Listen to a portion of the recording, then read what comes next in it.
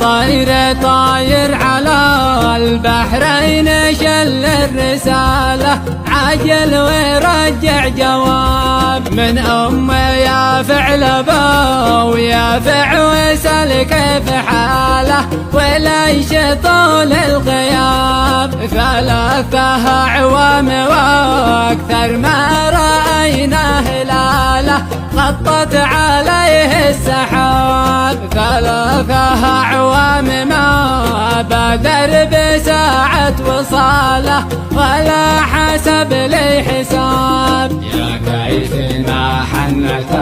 أعيانه اللي شوفت عياله ورق قلبه وذاب ليش الجفا والقطيعة كيف يهجر حلاله سنين في اكتئاب أواجه الكل لو أجله كيف يرتاح باله وأنا بوسط العذاب لازلت أنا واثقه متمسكه في حباله رغم انفعال القراب يا طير قل له عيوفنا ابن آدم وماله وخاتماتنا التراب واحنا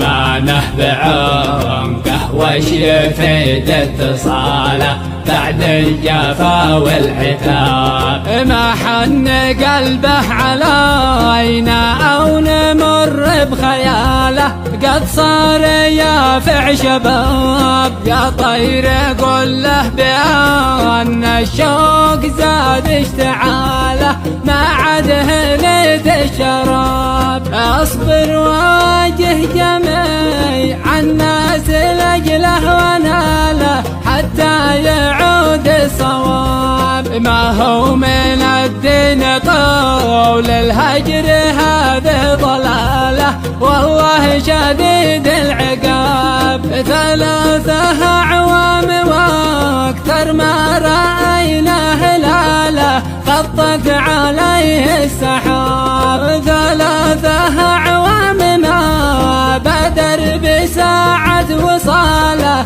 ولا حسب لي حساب يا كيف ما حنت أعيانه اللي شوفت عياله ورق قلبه وذاب وليش الجفا والقطيعة كيف يهجر حلاله سنين في اكتئاب يا طير قل له عيوفنا